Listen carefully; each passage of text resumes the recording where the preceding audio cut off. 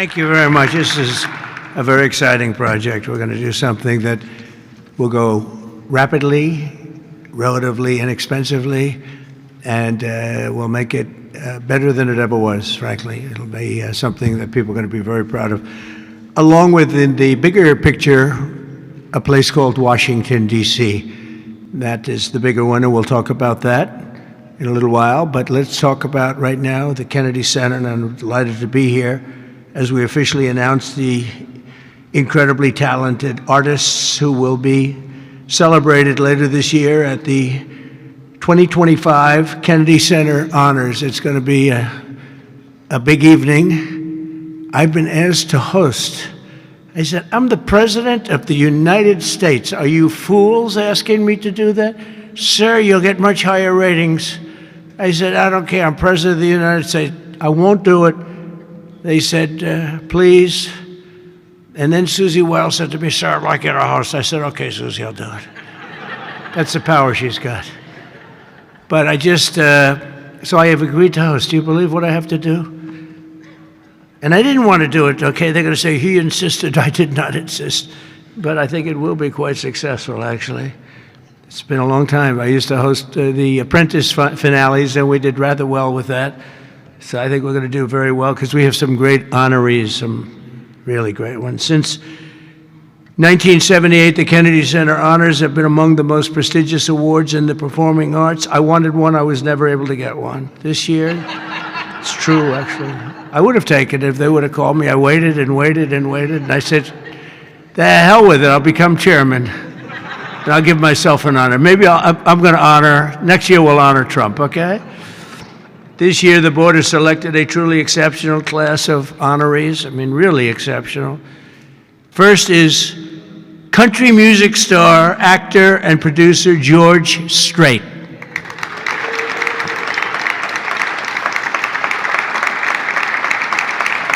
Great.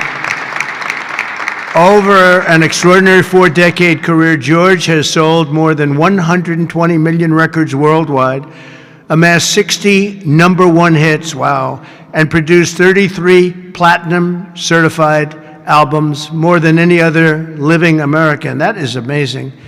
He's believed by millions of people to just be as good as you can get, and he's beloved by hundreds of millions of people all over the world. He's really something, and they call him the King of Country, and we know him very well, George Strait. Okay, please. Oh, it looks nice. You're a good-looking guy. I hope he still looks like that. Second is actor, singer, philanthropist, and star of the Broadway stage. One of my favorite talents. I think he's one of the greatest talents I've ever actually seen. I've always said, and just so we don't get in trouble, I'll say among the greatest artists in the world are the Broadway London actors, back and forth. That's all they want to do, is they want to do Broadway, and they want to do London. They want to do 8 shows a week, including matinee on Wednesday. And if you said make a movie, they can't even think about it. If you say go on television, they don't want to. All they want to do is be on the stage, the live stage, and it's amazing. But I've always said they're the most talented people. And this man may be the most of all. Michael Crawford is being honored. Michael was born in England in 1942. He made his Broadway debut in 1967. I was there. I shouldn't say that, but I was there. Seems like a long time ago. And he became an international sensation in the 1980s for his original portrayal of the Phantom of the Opera, one of the greatest ever, ever, ever, ever. You don't see him like that very often.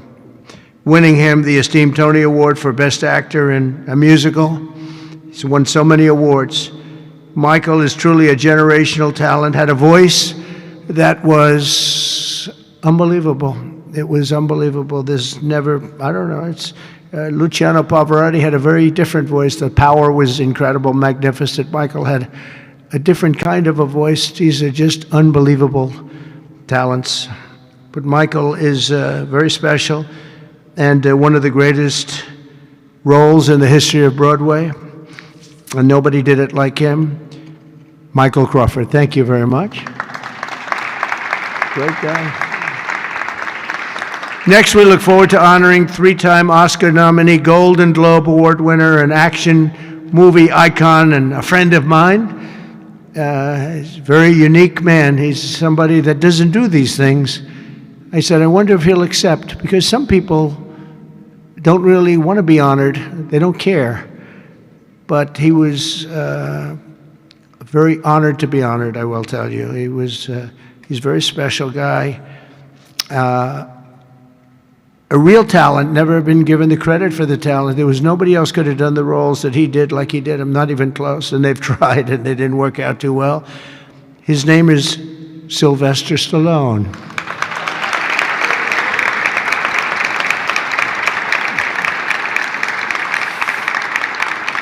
So, it's very few, almost, if any, people that could have taken a name and made it so incredible, like Rocky, Rambo, Creed, and others. But think of it, Rocky, Rambo, if you did one, you're good. You do two, and I'll never forget, I was a young guy, and I went to see a thing called Rambo, and it had just come out. I didn't know anything about it, but I was in a movie theater, like we used to go to movie theaters a lot, and I said, this movie is phenomenal, what the heck?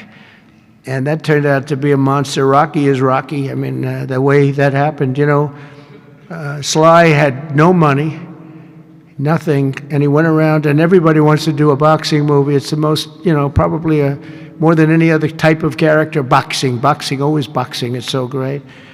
And there's rarely been anything like this one. John Voight did a great one, as you know. Champ, great. I think that was right there, too. John Voight's a phenomenal person, phenomenal actor. But Sly came in and he had no money. He wrote a script along with thousands of other people writing scripts on a boxer. And for some reason, a studio picked up this and liked it. And Sly he's in an old car that he came in from Brooklyn or someplace in New York, but I think Brooklyn. It barely made it to California. He was sleeping in the car. I mean, he had nothing. And he wanted control over who the actor was going to be, because he said it can't be successful if you're going to pick a movie actor with a bad build, okay? A nice face, but a bad body. And he said, I can't have these guys, because he's a tough cookie, and he knew exactly what it took. He knew what a boxer's body was. So they brought him one, and I won't tell you who it was, but it was a big name, but the chest wasn't exactly what you need. One shot, and your heart would pop out. That wasn't too good. Then he did another one. He was fat, sloppy, but had a good face. Then he did another one, and another one, and another one. And he turned it down. He wouldn't take $1 million. He wouldn't do it. And it turned out that when they saw him, they said, you know, you'd be actually pretty good for this role. And he had never done this before, anything like it. But think of it, he turned down $1 million. He had nothing. He refused to let somebody else play. He didn't want to play it. He wasn't original. He did it as a writer. But he ended up playing it because he couldn't find anybody else that fit the role. And who knew what would have happened? He's become a legend of the silver screen, a true legend, and he's a great guy. He's a little bit tough, a little bit different, I will tell you. He's a little tough guy. But he's a phenomenal person with a phenomenal wife and family. Incredible wife, incredible family. His film's grossing more than $7.5 billion, which is either a record or very close to it. I can't imagine anybody doing more. If you add up Rambo and Rocky and these others, I can't imagine anybody doing much more. $7.5 billion worldwide over the course of 6 decades. And Sly is a pillar of the really American pop culture and a Hollywood superstar like few others, and one of the biggest names on the Hollywood Walk of Fame. In fact, the only one that's a bigger name on the Hollywood Walk of Fame, they say, is a guy named Donald Trump. I'm on the Hollywood Walk of Fame too, if you can believe that one. But he's amazing. He's really amazing. And he's actually a great actor. Fourth will be together celebrating one of the most revered singers of the American disco era, Gloria Gaynor. Best known for her chart-topping 1978 hit, I Will Survive. Gloria won the 1980 Grammy for Best Disco Recording, and her song was inducted into the National Recording Registry in 2016. 4 decades later, Gloria won a second Grammy in 2020 for her gospel album, Testimony, which is incredible. Truly a historic achievement, not only in terms of the years that have gone by to be great that long, but to have the two top of anything in that span of time, and with that kind of period between, is pretty amazing. But I will say that I Will Survive is an unbelievable song. I've heard it, like everyone else here, thousands of times. And it's one of those few that get better every time you hear it. And nobody can sing it like her. And that's an honor. So, Gloria Gaynor, thank you. Thank you very much. And finally, we'll be honoring one of the greatest rock bands of all time, Kiss.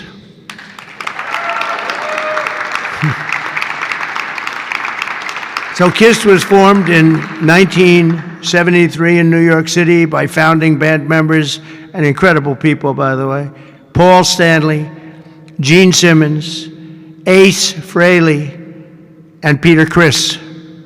Kiss became a global phenomenon, sold more than 100 million records worldwide, and produced 30 gold albums and lots of other things they produced. They made a fortune. And they're great people, and they deserve it, and they work hard, and they're still working hard, and it's an honor to present Kiss. Thank you very much. Got it? Yeah. Thank you. And they're going to do something very special. Kiss is going to be here on a little bit before the show. I think they're going to do something very special. We're going to have a good time. The 48th Kennedy Center honorees are outstanding people, a standing group, incredible. We can't wait to celebrate the Kennedy Center honors. It'll be in December. It'll be on CBS. In a few short months since I became chairman of the board at the Kennedy Center, we have completely reversed the decline of this cherished national institution. It was being run down. Money wasn't being spent properly. They were building things they shouldn't have built that nobody wanted, instead of taking care of the great gem that it is. You look at the marble, look at the quality of the marble, and the things that, with a little fix-up and a little work, we can make it unbelievable. These columns, when you see them the next time, they'll be magnificent. I mean, we have some great plans for this. The bones are so good.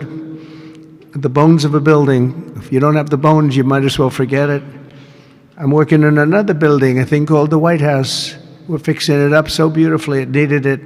It's been many, many years since it's been properly taken care of. It's incredible. One of the great places of the world. Maybe, I mean, truly, to me, is there anything else even close?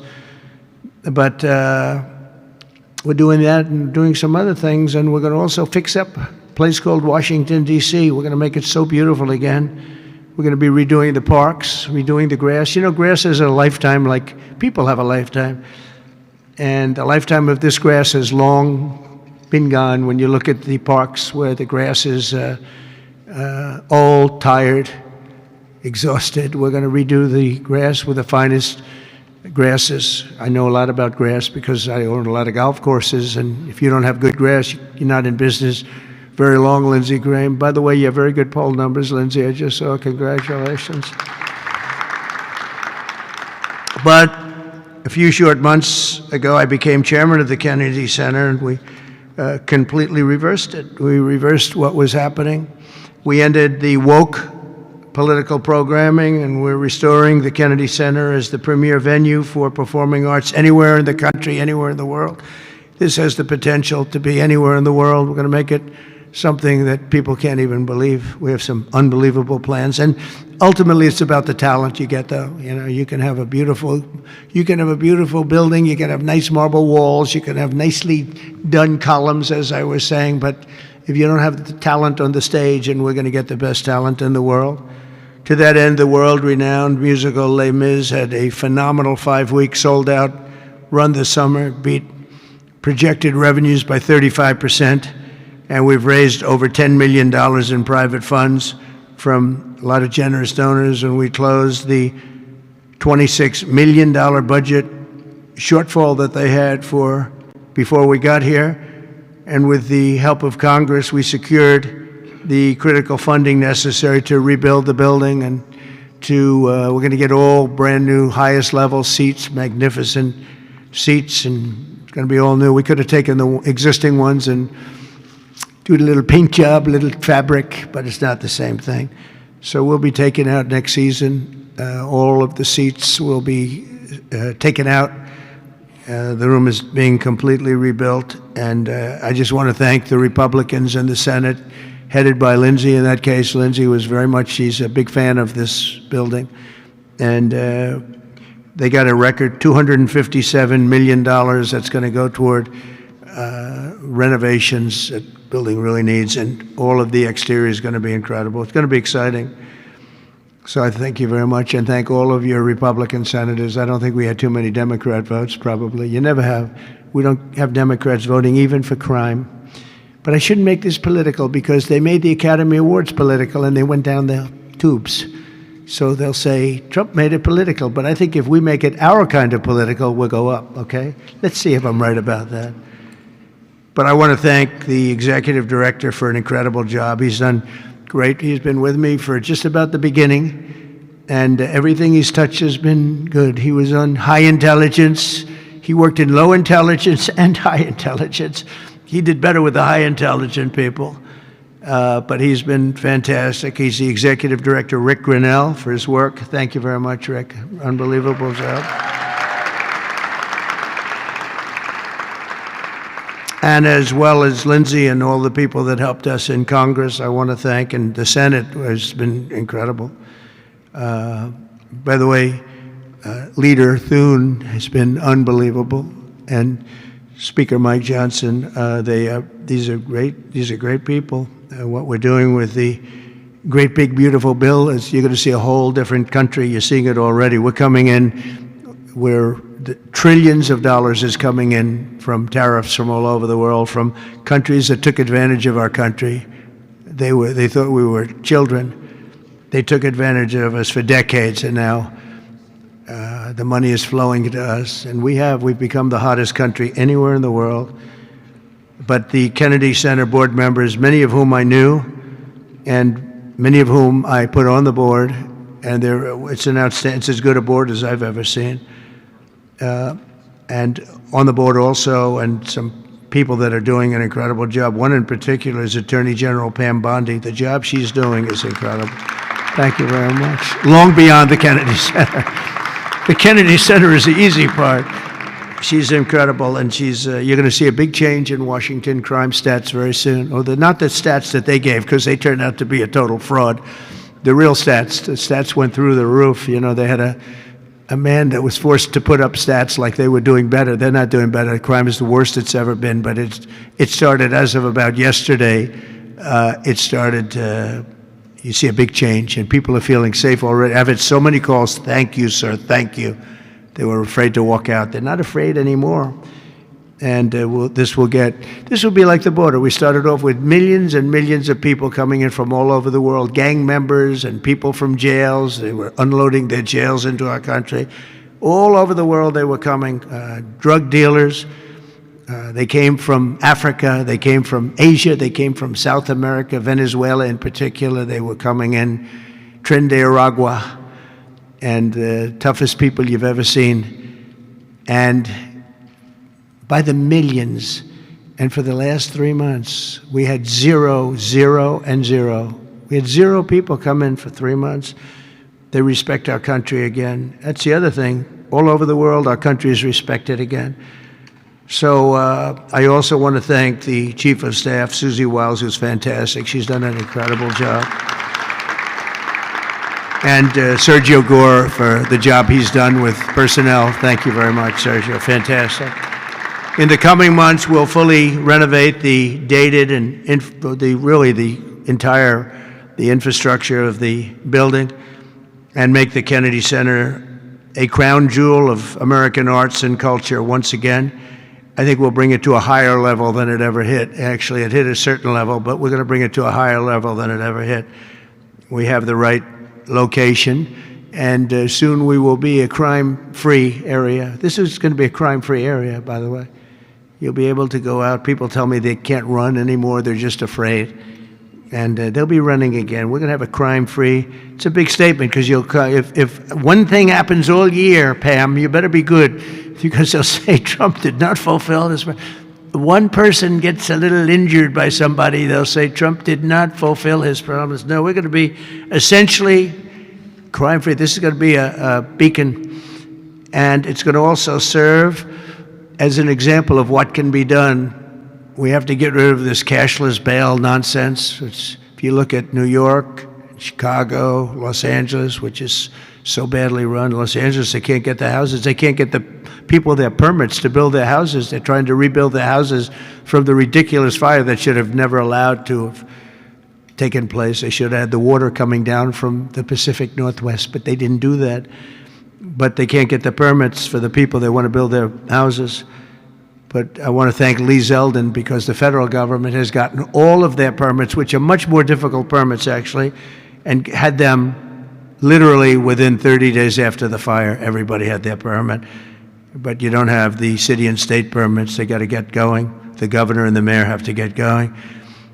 It will just be a matter of time that we're going to do something that's going to be incredible. We're going to use the Kennedy Center as a big focus of it. And that's the 250th anniversary celebration that we're having. So it's 250 years. So we have the Olympics, we have the World Cup, and we have the 250th anniversary celebration, all in this administration. And it's an honor that we were able to not be allowed to do what we were illegally and what we were supposed to do, and that was we had a great election in 2020. We won the election by a lot, but it was a rigged election, and we had to wait 4 years, and we waited 4 years, and it's interesting because I got the Olympics and I got the World Cup. I can't claim that I got the 250th. That one's a big one, but I happen to be here. But I got the Olympics, I got the World Cup, and I said, the shame of it is that I'm not going to be president when it happens. And lo and behold, look what happens.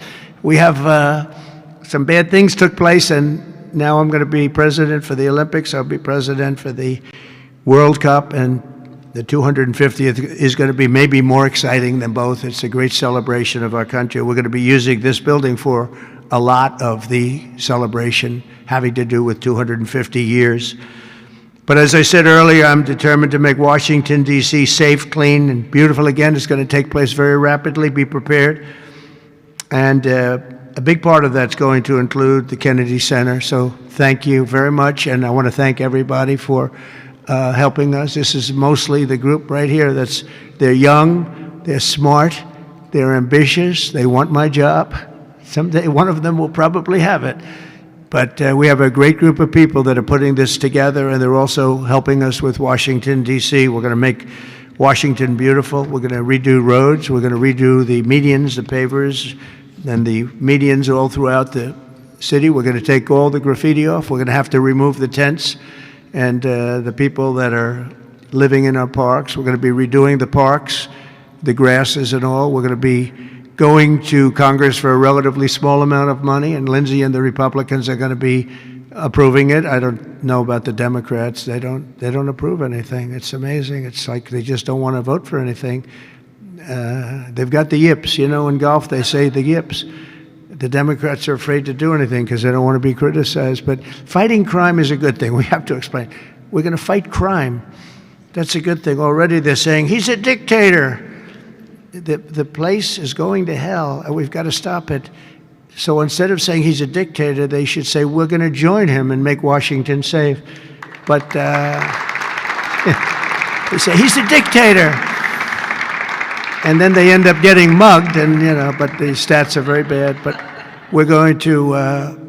I think we'll actually get Democrat support. I really believe they can't do this one too. It's they talk about 80-20 issues, but I think many of those 80-20 issues, like men and women's sports, I think it's 97-3, not 80-20, and I think crime is maybe 100-0. So I think we may get very well some Democrat support, but I hope so. But even if we don't, we have the majority, so we're going to vote it in as Republicans, and we're going to do something, and that's going to serve as a beacon for New York, Chicago, Los Angeles, and other places all over the country.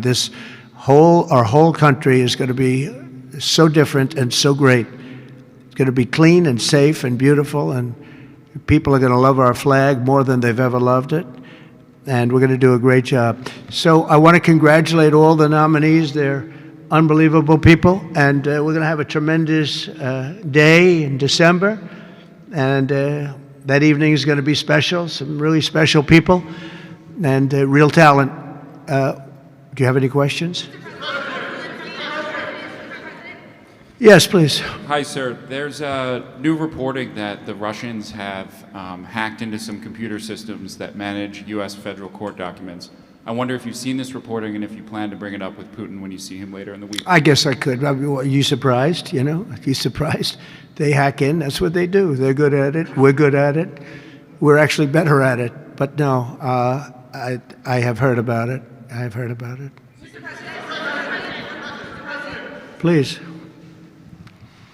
Thank you, Mr. President. You mentioned congressional Democrats. You have not yet met with Democratic leadership, but there's a funding deadline at the end of September.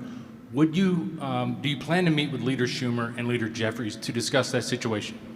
Well, I will, I guess, but it's almost a waste of time to meet because they never approve anything. If we want money to fight crime, if we want money to do only good things, just good things. Let's not even talk about controversial. They don't want to meet about anything. They really are. They're stuck. They don't know what to do. They have probably more, I would say more than half are sane, but they are led by insane people. And the kind of things that they're pushing are not something. We have a communist running for the mayor of New York, and I wish him well. I may have to deal with him. I mean, it's not even conceivable. It's not even conceivable that could happen. And maybe he won't win, but he won the primaries by quite a bit. Shockingly, he won the primaries. So and you see some of the people supporting him that truly don't believe what he's espousing. So, I mean, we will meet, but nothing's going to come out of the meeting. But here's the advantage we have is that we just passed the great big beautiful bill that had all the biggest tax cuts in history. No tax on tips, no tax on Social Security. Think of it. Think of that for the seniors. No tax on overtime. And all sorts of things. You go out, buy a car, you can deduct the interest payment. If you borrow money, you can deduct the interest payment from your taxes. So many things, but the biggest thing is, from a business standpoint, deductions. That was tremendous. Our country is roaring. Our businesses are. You're going to see some numbers in 12 months when these factories are open. We're opening up factories all over the world, all over the country. But that's all spreading to. I think we're spreading the wealth all over the world, if you want to know the truth. But we're opening them in this country at a level that we've never seen before. We've never seen. So they just don't want to prove anything. They just, we meet with them and they say, as Nancy Reagan said, just say no. They go, oh, just say no. They're afraid to approve anything. If we say, we want to stop crime in this country, or as an example, bail, we want to make it so that people, if they murder somebody, they're in jail. They don't get out on no bail. They say, we don't want that. We want people to murder somebody and they immediately are released and they go out and murder somebody else. It's a big problem, a tremendous problem. By the way, we're going to go for statutes in D.C. and then ultimately for the rest of the country where that's not going to be allowed. Because it was when they did the cashless bail thing that the numbers really started going up. In this city, in New York, in Chicago, in Los Angeles, no matter where they have it, the numbers went through the roof. So we're going to meet with them, of course. I'd like to meet with them. We're going to tell them all these good things, and they're going to tell us no. And then we're going to go out and we're going to vote it in by the Republicans, because I don't believe that anybody is capable of making a deal with these people. They have gone crazy. Go ahead. Thank you, Mr. President. Thank you. Your federalization of the police has a 30-day limit unless Congress acts to extend it. Are you talking to Congress about extending it, or do you believe 30 days is sufficient? Well, if it's a national emergency, we can do it without Congress, but we expect to be to Congress before Congress very quickly. And again, we think the Democrats will not do anything to stop crime, but we think the Republicans will do it almost unanimously. So we're going to need a crime bill that we're going to be putting in. And it's going to pertain initially to D.C. We're going to use it as a very positive example. And we're going to be asking for extensions on that, long-term extensions, because you can't have 30 days. 30 days that's by the time you do it. We're going to have this in good shape. And don't forget, in the border, everyone said it would take years and you'd have to go back to Congress. I never went to Congress for anything. I just said, close the border. And they closed the border. And that was the end of it. I didn't go back to Congress. We're going to do this very quickly, but we're going to want extensions. I don't want to call national emergency. If I have to, I will. But I think the Republicans in Congress will approve this pretty much unanimously. Please, go ahead. Thank you, Mr. President. Would you encourage members of the press to do ride-alongs with the D.C. police to understand how serious this crime issue is? It's okay to me if they want to do it. We're going to work with the D.C. police. A lot of very good people in there. Not all, but a lot of very good, very, very professional. And, we have a big force. I think they said 3,500. They're always asking the mayor, who's a very nice woman, but got to do the job. We've worked with the mayor for 6 months, and she's been here for many years. And the numbers are worse than they ever are. Don't let anyone tell you they're not. And the whole statistical charts that they made, the whole thing is a rigged deal. They got rid of the guy because he didn't want to do the numbers the way they wanted to, and they put their own numbers out. They said it's the best in 20 years. No, it's the worst in 20 years. But we're going to be very open about what we're doing. So if the media wants to ride with police, if they want to do it, if they feel it's safe, that would be okay. Yeah, please, go ahead. Thank you, Mr. President. Mary Margaret with Daily Wire. 2 questions on D.C., if that's okay. How do you feel about Mayor Bowser's level of cooperation and her choosing to advocate for D.C. statehood right now? And well, the statehood, let me do that one first. Statehood is ridiculous. We want to straighten the place out. Statehood's ridiculous. It's unacceptable. It's the Democrats want it because the Democrats have, about 95% in this little area. Even I didn't get it very much.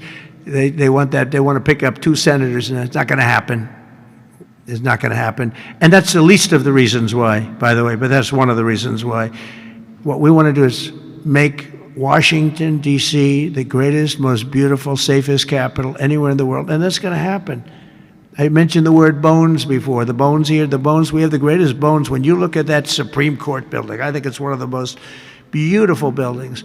When you look at some of the buildings here, it's so magnificent, and everything's good, but it's just dirty and not properly maintained. It's not taken care of. Potholes in the roads. All of it's going to happen very quickly. We're going to seek a relatively small amount of money for fix-up, and we're going to put it out to bid. And we have great contractors here, great road builders, everything. And we're not ripping roads apart so they're closed for 4 years as they redo the concrete bases. And you don't need that. We need a beautiful topping by a very talented asphalt-type person, somebody that does the job. We go out, when I get contractors, I use great contractors. To me, a great contractor is a very special, like a great surgeon, like a great teacher, like a great nurse. A great contractor is very important. We'll only use the best. And when you put a coat of asphalt on that top, 2 inches of asphalt, 3 inches of asphalt, it looks brand new. You take all the garbage off. They reseed it, as we call it, or different names, but they take the bad stuff off and they put the good stuff down. It takes not a long period of time. A matter of a few days, you'll have a beautiful, magnificent road. You fix up the curbs. You get rid of the medians in this town are just horrible. You know, you're riding around, I think to myself, leaders come from foreign countries. You see, with leaders all the time, different leaders. They came in from India recently and from everywhere. They came in from a war that we just ended, Azerbaijan, and you know that, and Armenia. We just ended the war. The two leaders came in. One of them said, "My country looks better. The roads are better than, you know, we were talking about." I said, "What do you think?" He said, "Well, the roads are better in Armenia than they are in Washington, D.C. It's embarrassing." And I was asked at the last press conference, they said to me, "How important is it? You're doing world peace. We're going to on Friday to Alaska, we're meeting with President Putin, Russia. How important it is that the capital is important?" I said, "Very, very important." I told my father, said to me, "When you see a restaurant and you want to go and you want to have dinner, and then you go up to the front door and it's dirty, turn around and go back because the kitchen's dirty." It's the same thing with the capital of the United States of America. If it's dirty and unsafe, it sets a bad tone for the rest of the world. So we're not going to do that. We're going to have this capital fixed up, safe, clean, and beautiful in a very short period of time. Go ahead, please. In the back? Yeah, please.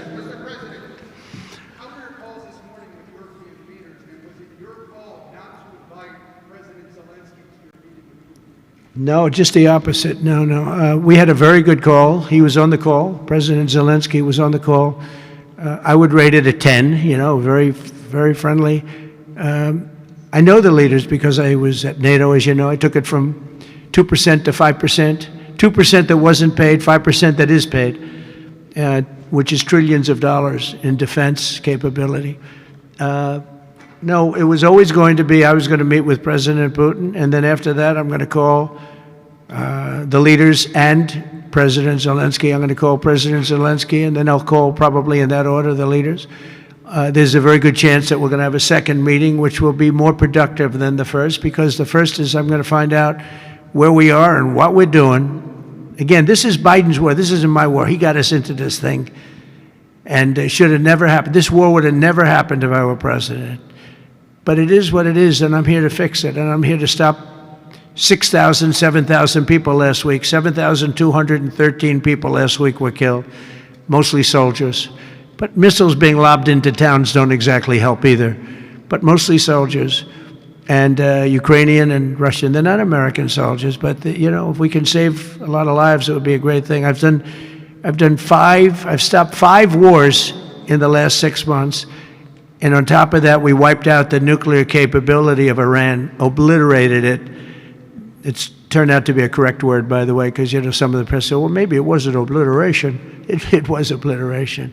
We're going to meet with, I would say, the second meeting. If the first one goes okay, we'll have a quick second one. I would like to do it almost immediately, and we'll have a quick second meeting between President Putin and President Zelensky and myself, if they'd like to have me there. And that would be a meeting where maybe it could be absolutely work. But the first meeting will not work that out. Certain great things can be gained in the first. It's going to be a very important meeting. But it's setting the table for the second meeting. I think the second meeting, if the second meeting takes place. Now, there may be no second meeting, because if I feel that it's not appropriate to have it because I didn't get the answers that we have to have, then we're not going to have a second meeting. Thank you, sir. Thank you, sir. I didn't ask you. Go ahead, please, address. I just wanted to ask you, thank you, Mr. President. How involved were you in the selection process of these honorees? I would say I was about 98% involved. No, they all went through me. They came over, Rick and Sergio and everybody. They said, I turned down plenty. They were too woke. I had a couple of wokesters. No, we have great people. This is very different than it used to be. Very different. These are great people, and they're not. I don't have any idea of the Republican, because I want people that the Kennedy Center has everything. Look at the Academy Awards. It gets lousy ratings now. It's all woke. All they do is talk about how much they hate Trump. But nobody likes that. They don't watch anymore. That used to have 45 million people watching. I remember The Apprentice, first season. The Apprentice had 42 million people. The Academy Awards had 41 million people. We were the second show to the Super Bowl. But since then, the Academy Awards have gone down to, I think they've gone down to numbers that are like a regular show because it went woke. We're not doing it for that reason. We're doing it because we want the great talent. But these are great people. So I was just a very long answer, but I was very involved. Thank you, Mr. President. The Biden administration was auctioning off border wall materials, but we're hearing now that the auctioneer is selling those materials back. Are you finishing building the wall? Well, I built hundreds of miles of wall, and I was getting very close. I actually finished the wall, but then I added another 200 miles because when you do the original wall that I said I was going to build, which I got built, and I got it to the specifications of the Border Patrol and ICE, the exact. They wanted steel, they wanted concrete inside, they wanted rebar inside that, they wanted it to have wires. We have the walls are wired for, all of the internet stuff and security things. And we built it hundreds of miles. We did great. That's one of the reasons, even now, we're able to have such good numbers at zero, or essentially very little people coming in. But Biden, I ordered for another 200 miles. I was going to do another 200 because it's the way it is. And we're all set to do it. Then we had the bad election result, the horrible, what happened to our country, what they've allowed to happen to our country. And we are taking now that wall back. They sold the wall. Now, this is expensive stuff. Hardened steel, very expensive. 9,000-pound concrete and rebar. Rebar is very expensive, the hardest rebound. No, it's very hard to cut. You have different materials. It's very hard to cut because they cut it down if they can. It's very hard to cut. And Biden sold it for pennies on the dollar, 3 cents on the dollar, 4 cents on the dollar. He sold it. And I said, these guys really don't want it. That was when I first realized, when I saw the wall was being put up, because we could have finished the rest of the wall in about 4 weeks, anywhere from 3 to 4 weeks. It was all set to go. It was laying down, ready to be put up. The foundations were, and they took over, and they said, we're going to sell the wall. And they sold it, as you know, for pennies on the dollar. Well, Pam Bondi's been working very hard on suing that company, and I think they reached a settlement where we're taking the wall back. But they stole the wall from us. That wall is so expensive to build, and we had it, as you know, hundreds of miles of it, and they came along and they basically sold it for scrap. And what a shame that is. But that was when I first realized that these people actually want to have open borders. And no country has poor countries don't have open borders. No, we had open borders where people just walked in. It didn't matter what they looked like, who they were. We had 11,888 murderers, half of whom killed more than one person. Literally killed more than one person. And this is who we took into our country. So the wall is the least of it, but we're going to take the wall back. We're paying a small amount of money, as I understand it, to get it back, to get rid of the litigation. We'll take it back, we'll put it up, yeah.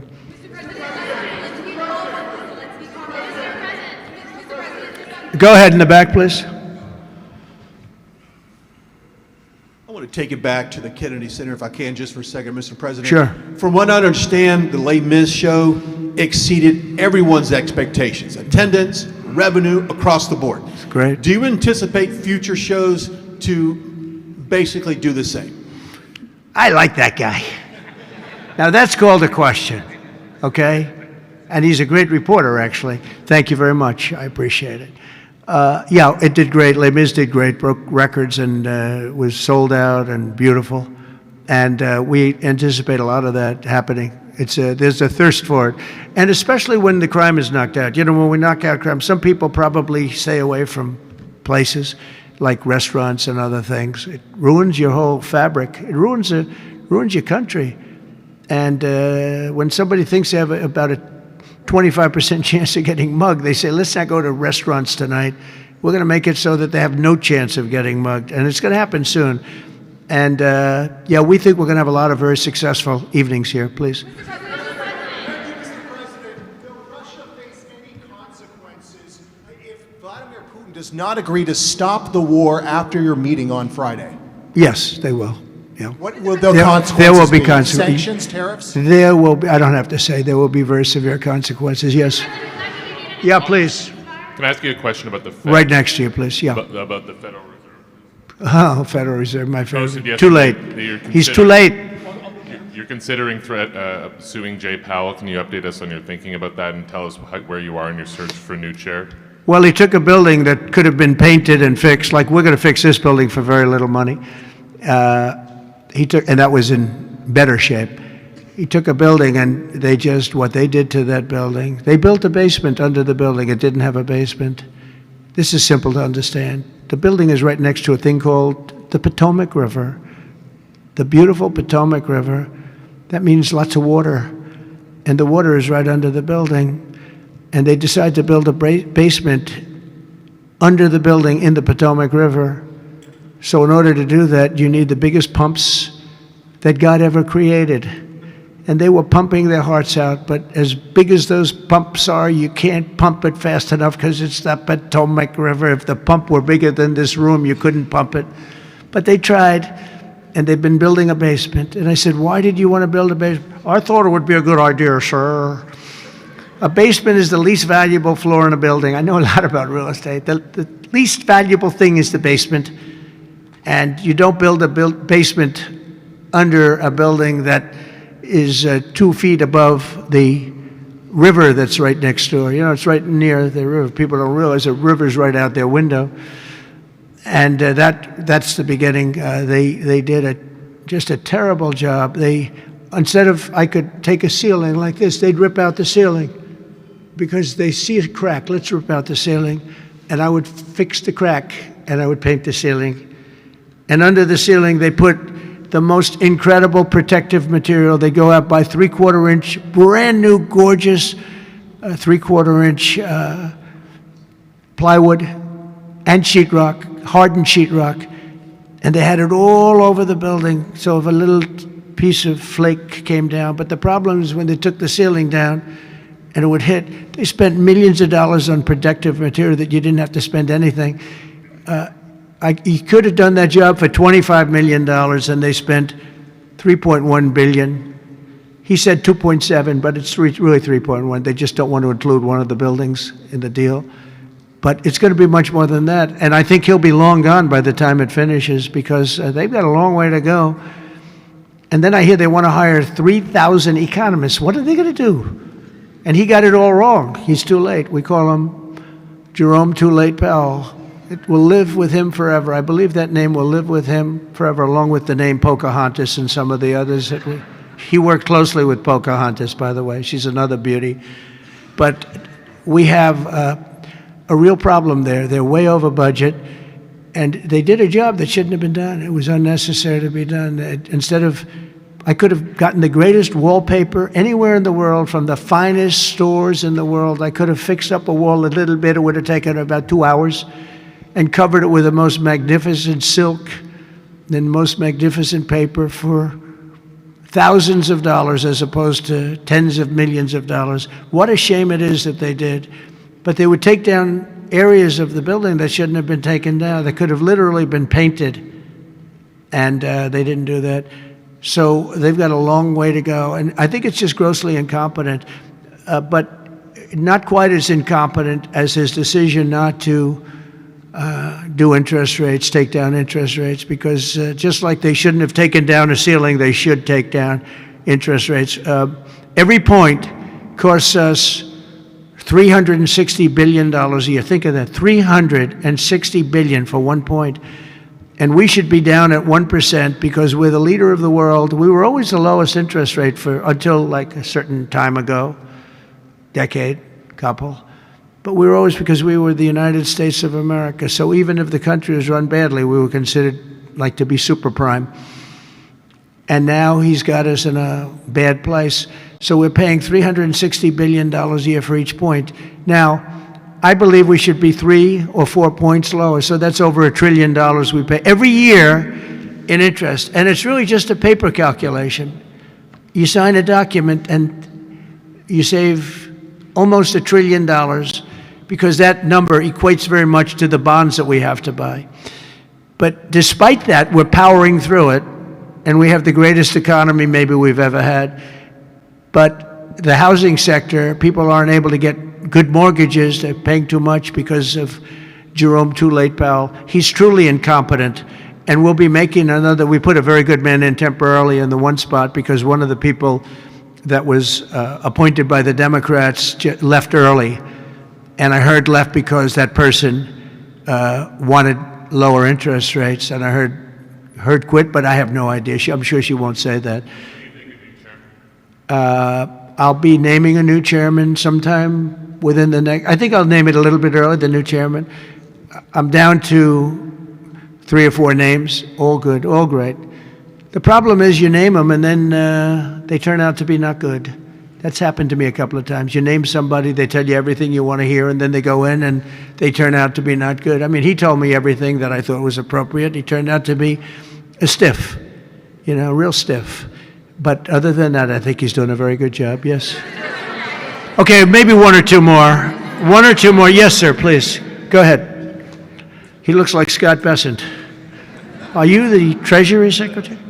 You don't want me for Treasury. I don't know. You look like you could do a good job. Go ahead. I keep my family budget okay. Sir, when you meet with Vladimir Putin Friday in Alaska, Yeah. do you believe you can convince him to stop targeting civilians in Ukraine? Well, I'll tell you what. I've had that conversation with him. I've had a lot of good conversations with him. Then I go home and I see that a rocket hit a nursing home or a rocket hit an apartment building and people are laying dead in the street. So I guess the answer to that is no, because I've had this conversation. I want to end the war. It's Biden's war, but I want to end it. I'll be very proud to end this war along with the 5 other wars I ended. But I guess the answer to that is probably no, because I would have had a good conversation with Vladimir. I knew him very well. I got along with him great, actually. We had I had to go through the Russia hoax, and it was actually it was a strain on the relationship. I actually told him, I said, they got this phony investigation going on, Russia, totally phony, created by Adam Schiff, Shifty Schiff, and Hillary Clinton and the whole group of them. And it made it very dangerous for our country because I was unable to really deal with Russia the way we should have been. I'm looking at Pam because I hope something's going to be done about it. These people put our country at great danger. And Adam Schiff, it was all made up. It was a hoax. The Mueller report came out. They all hated me. They had 18 Trump haters. And they said I did nothing wrong. They couldn't believe, they couldn't find anything. After years of investigation, it was all a hoax. It was a hoax created by the Democrats, but in particular Schiff and Crooked Hillary, the whole group. And now we've learned all the stuff that's come out over the last 2 months is incredible through intelligence. And hopefully something's going to happen with it. These are people that put our country in danger, in real danger. I want to thank you all very much. Thank you very much.